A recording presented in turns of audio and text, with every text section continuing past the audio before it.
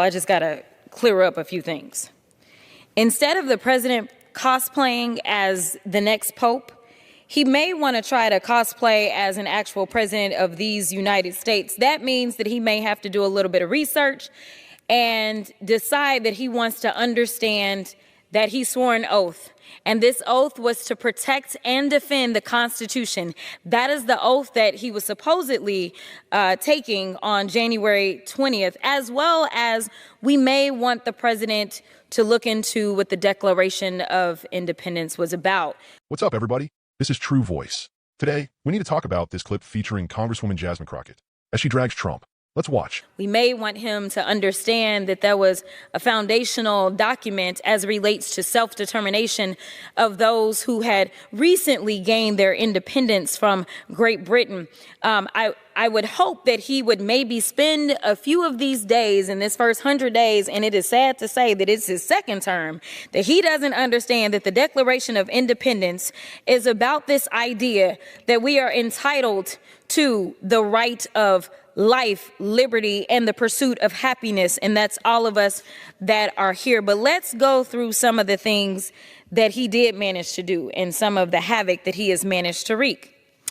In the first 100 days of Trump administration, we have had to, unfortunately, endure a lot of pain.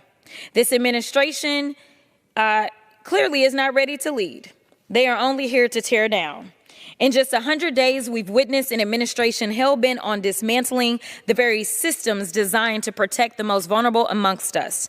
And for Black Americans, those of us who have always carried the weight of a broken system and bad policies, the danger is real, it's tangible, and it is urgent. Let me be clear, the last 100 days have not been an accident or a fluke.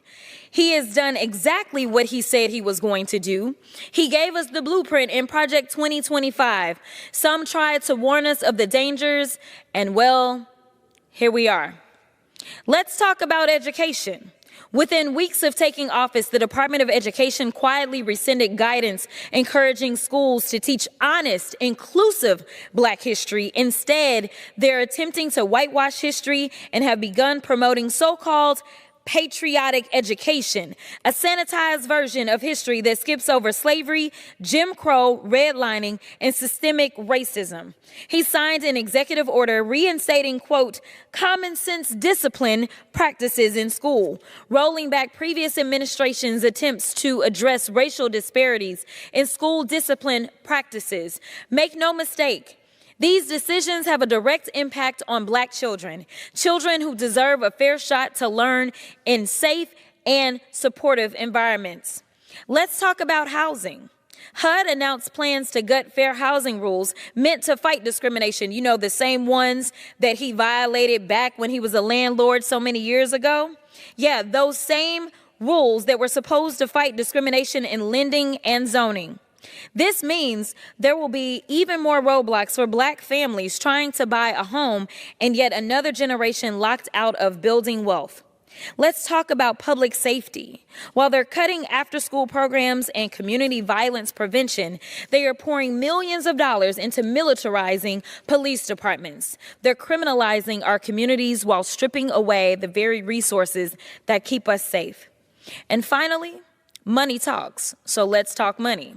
This administration slashed funding of 7 government agencies that provide Black communities with educational materials and economic opportunities, including the Minority Business Development Agency, the only federal agency dedicated to uplifting minority businesses. This agency helps entrepreneurs all across the country, including in my own district, keep their doors open and their workers employed. Now, it's under attack. And while all of this is happening, they're dismantling environmental protections and environmental justice, slashing funding for HBCUs, and rolling back civil rights enforcement across federal agencies. Let me repeat what that means.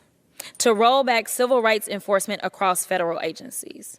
This is the so-called DEI attacks that we continue to endure in this country. This is their way of trying to roll back the Civil Rights Act of 1964 that so many died and bled for. Mr. Speaker, This is not just about policy disagreement. This is about direct attacks on Black futures, Black prosperity, and Black freedom. This is about right versus wrong, point blank. But here's what they don't understand. We've seen this playbook, and every time they've attempted to silence us, erase us, and hold us down, we've resisted and we've pushed this country closer to the ideals it claims to hold.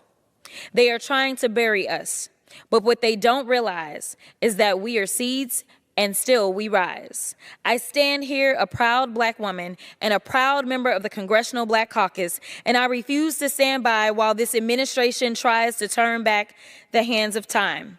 We will resist. We will continue speaking truth to power, and we will keep organizing until everybody is free.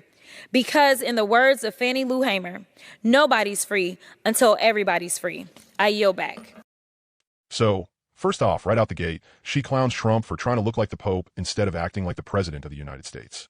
And honestly, she's got a point. The presidency isn't a costume. It's a responsibility to uphold the Constitution, to serve the people, not to feed your ego with photo ops. Crockett then breaks down how Trump seems to lack even the most basic understanding of American values. She name-checks the Declaration of Independence and the Constitution, reminding us these documents are supposed to guarantee life, liberty, and the pursuit of happiness for all of us, not just a select few. And in case anyone forgot, she's talking about Trump's second term. That means this isn't amateur hour. This is a deliberate, dangerous agenda. Crockett doesn't stop there. She brings up Project 2025, basically a blueprint for rolling back rights and institutions that protect vulnerable communities. This isn't paranoia. It's planning. She's sounding the alarm. It's time we start listening. Then we get into the meat of it, education. The Department of Ed quietly pulling back guidance that encouraged honest Black history in schools. Instead, we get patriotic education. That's just a sanitized version of history. It skips over slavery, Jim Crow, redlining, all the uncomfortable truths that we have to face if we want to grow as a nation. It gets worse. Trump signs an executive order rolling back progress on school discipline reform, reforms that were literally about fixing racial disparities. This directly hurts Black students who already face unfair treatment in school systems across the country. HUD is rolling back fair housing rules. Let's not forget, Trump has a history with discriminatory housing practices, and now he's gutting the very rules designed to prevent that kind of discrimination. That's not coincidence. That's strategy. Crockett points out how funding is being yanked from after-school programs and violence prevention efforts, the things that actually help communities. Instead, that money's going toward militarizing police departments. You can't say you're about public safety while pulling resources that keep people safe and empowered. And then there's the attack on the only federal agency dedicated to minority-owned businesses. The Minority Business Development Agency helped so many keep their doors open. Trump slashed its funding. That's not fiscal responsibility, that's sabotage. Crockett connects all of this to a much bigger picture. The rollback of civil rights enforcement, attacks on DEI, and an agenda that's trying to undo the progress of the civil rights movement. Let that sink in. We're not talking about a policy debate. We're talking about attacks on Black futures, Black prosperity, and Black freedom. But here's where it gets inspiring. She closes by saying, they're trying to bury us. But what they don't realize is that we are seeds. That hit hard. That's the spirit that built this country. The refusal to stay down, the demand for justice, and the unshakable belief that freedom is worth fighting for. As an American, it's our duty to hold our leaders accountable, no matter who they are.